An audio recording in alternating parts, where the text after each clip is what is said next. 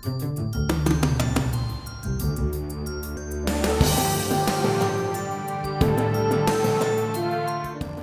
की राजनीति में राजनेता तो कई आए, लेकिन कुछ नेताओं ने अपनी अलग पहचान बनाई है। राजनेता के तौर पर हरीश रावत प्रदेश की राजनीति का पुराना चेहरा है, लेकिन मुख्यमंत्री के तौर पर उन्होंने 2 साल का कार्यकाल पूरा कर लिया है, जिसमें उनके द्वारा कुछ उपलब्धियां भी हासिल की गई हैं, तो कुछ ऐसे पहलू भी रहे हैं जिस पर सरकार ने अभी तक ध्यान नहीं दिया है। वैसे माना जा रहा है कि सूबे की राजनीति में आई अस्थिरता को सीएम हरीश रावत ने स्थिरता प्रदान की है, जिससे आज फिर प्रदेश विकास की ओर बढ़ रहा है।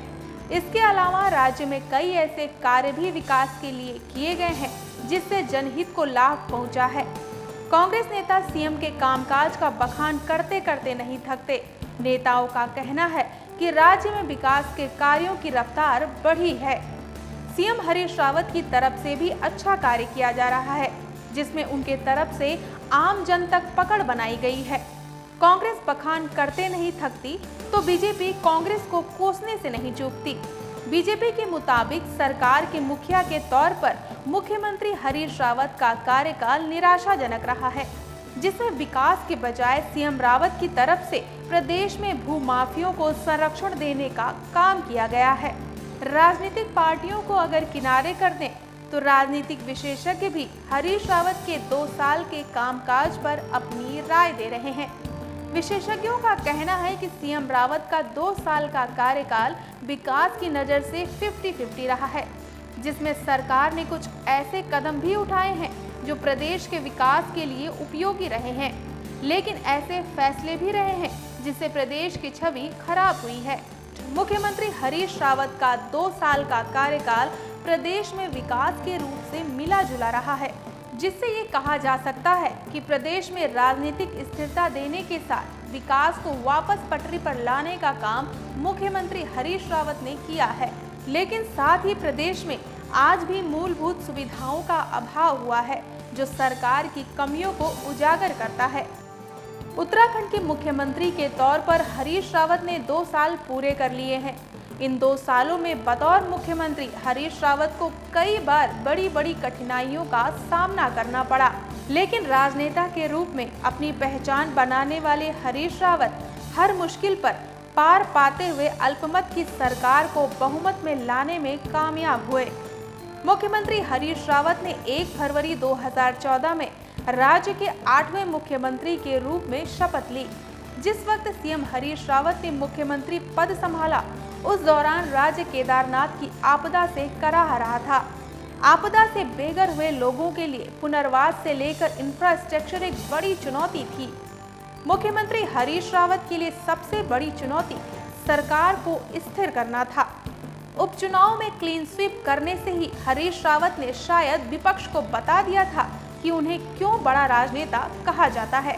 4 धाम यात्रा से लेकर नंदा राजजात और कांवड़ से लेकर अर्धकुंभ के सफल आयोजन सरकार के विकास कार्यों के माइलस्टोन की तरह हैं।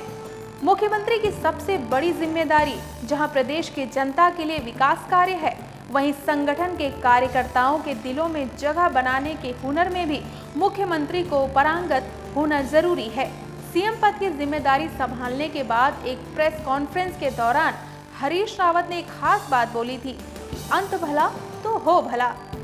हरीश रावत के हाथों में जब उत्तराखंड की कमान आई, तब ऐसा समय था जब राज्य में केदारनाथ आपदा ने राज्य के पर्यटन व्यवसाय की रीढ़ तोड़कर रख दी थी। सूबे के मुखिया की कुर्सी संभालते ही मुख्यमंत्री हरीश रावत ने केदारनाथ आपदा राहत कार्यों पर फोकस करते हुए पुनर्निर्माण कार्यों का खाका तैयार किया। वहीं दूसरी तरफ सरकार और जनता के बीच की दूरी पाटते हुए मुख्यमंत्री ने खुद जनता के बीच जाकर भावनात्मक तौर पर जनता के दिलों में कांग्रेस के प्रति जगह बनाने की जबरदस्त कोशिश की। रावत की ये कोशिश कामयाब भी रही, तभी तो हरीश रावत सरकार ने अपने 2 साल पूरे कर लिए हैं और देवभूमि की जनता का उन्हें अपार स्नेह और प्यार मिल रहा है। यही वजह है कि रावत पूरी धमक के साथ उत्तराखंड की कमान संभाले हुए हैं।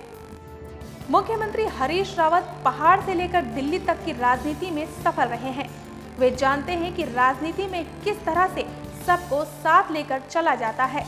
इसलिए पिछले 2 सालों में बहुमत में आने के बाद भी उन्होंने पीडीएफ के पुराने साथियों को नहीं छोड़ा। 2 साल के कार्यकाल में हरीश रावत ने उत्तराखंड की संस्कृति से देश विदेश को रूबरू कराने में महत्वपूर्ण योगदान दिया। ब्यूरो रिपोर्ट के न्यूज़।